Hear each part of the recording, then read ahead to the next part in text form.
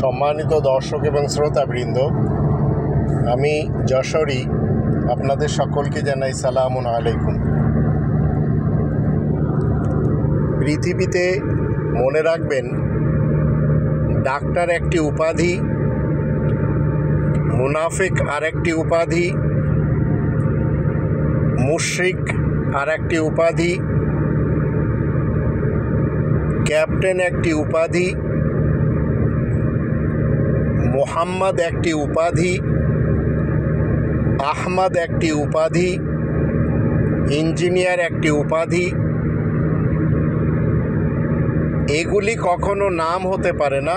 এগুলিকে যারা নাউন বানিয়েছে, মূর্খতার কারণে বানিয়েছে।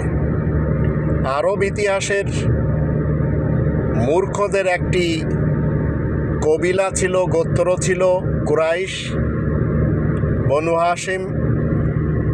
সেখানে একটি ছেলের জন্ম হয়, তার নাম রাখা হয় মোহাম্মদ।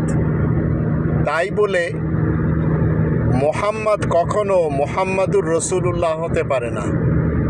রসুলুল্লাহর অর্থ হলো আল্লাহ তাআলার বার্তাবাহক রাসূল, আল্লাহ তাআলার বার্তাবাহক মেসেঞ্জার, আল্লাহ তাআলার বার্তাবাহক দূত।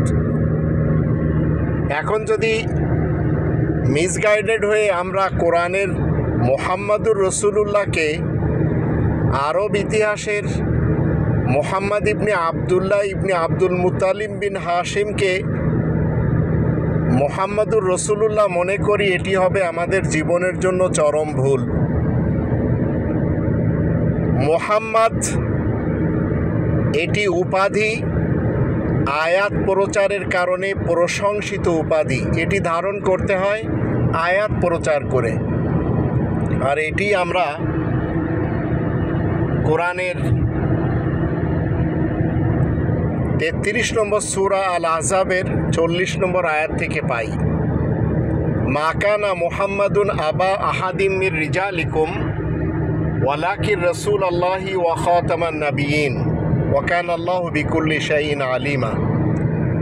আয়াত প্রচারের কারণে প্রশংসিত মুহাম্মদ উপাধি ধারণকারী ব্যক্তি তোমাদের মধ্যকার কোনো পুরুষের বাবা, দাদা, নানা, পরনানা নয়, কিন্তু এই উপাধি আল্লাহ তাআলার বার্তাবাহক রাসূল আর সকল বিশেষ খবরদাতা নবীদের সিলমোহর।